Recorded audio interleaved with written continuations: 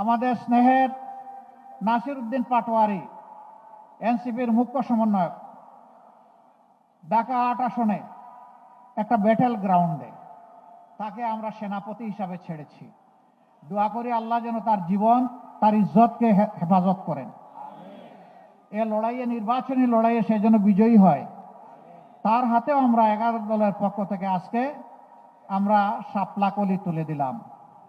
এই শাপলাকলি, ওখানে পাল্লা, ওখানে ছাতা, ওখানে দেয়ালগড়ি, ওখানে রিক্সা, ওখানে আর যত প্রতীক আছে আমাদের 11 দলের সকল প্রতীকের, নেজামে ইসলাম পার্টির বই, কিতাব যা আছে সবগুলাই শাপলাকলিতে আছে, সবগুলাই পাল্লাতে আছে। যে যেখানে আছেন আমরা তার জন্য জান প্রাণ দিয়ে কাজ করে বিজয় ছিনিয়ে আনবো ইনশাআল্লাহ। সবাই ভালো থাকবেন। সবাইকে অসংখ্য ধন্যবাদ। আপনাদের প্রতি গভীর কৃতজ্ঞতা। মা বোনদের জন্য একটা কথা বলেই শেষ করতে চাই, আমরা আপনাদের জন্য গর্বের বাংলাদেশ গড়ব ইনশাআল্লাহ। আপনারা তখন মাথা উঁচু করে বলবেন, আমি একজন গর্বিত বাংলাদেশী।